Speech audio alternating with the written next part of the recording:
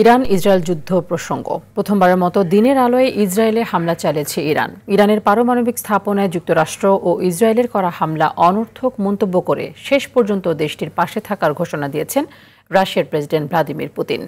দেশটির পররাষ্ট্রমন্ত্রী আব্বাস আরাগচি সঙ্গে বৈঠক শেষে তিনি এই ঘোষণা দেন। এদিকে জায়নবাদী শত্রুদের সমুচিত জবাব দেওয়ার ঘোষণা দিয়েছেন ইরানের সর্বোচ্চ নেতা আয়াতুল্লাহ আলী খামেনি। ইরানের মূল নেতৃত্বের পতন ঘটানোর ইঙ্গিত দিয়েছেন মার্কিন প্রেসিডেন্ট ডোনাল্ড ট্রাম্প।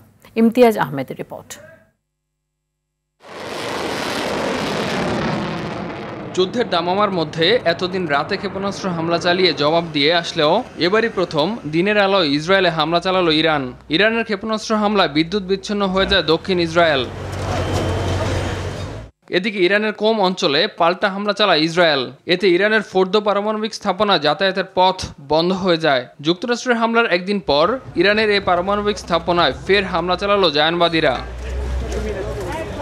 ইসরায়েলি সেনাবাহিনীর দাবি, ইরানের 6টি বিমান ঘাঁটিতে হামলা চালিয়ে অন্তত 15টি যুদ্ধবিমান ও হেলিকপ্টার ধ্বংস করেছে তারা।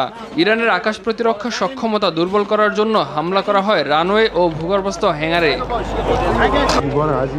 চলমান হামলার মধ্যে শত্রুদের শাস্তি অব্যাহত থাকবে বলে জানান ইরানের সর্বোচ্চ নেতা আয়াতুল্লাহ আলী খামেনি। যুক্তরাষ্ট্রের হামলার পর দেয়া প্রথম বিবৃতিতে তিনি কথা জানান। বলেন, ইরানে হামলার অপরাধের শাস্তি অবশ্যই জায়নবাদী শত্রুদের পেতে হবে।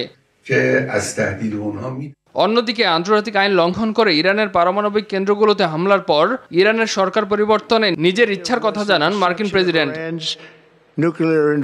পারমাণবিক কর্মসূচি নিয়ে আলোচনা চলাকালে ইরানের উপর হওয়া হামলাকে কূটনীতির বিশ্বাসঘাতকতা বলে উল্লেখ করেছে দেশটির পররাষ্ট্র মন্ত্রণালয়। আমরা এমন একটি দেশের সঙ্গে কূটনৈতিক প্রক্রিয়ার মাঝামাঝি ছিলাম যারা বর্তমানে আমাদের সাথে যুদ্ধে লিপ্ত।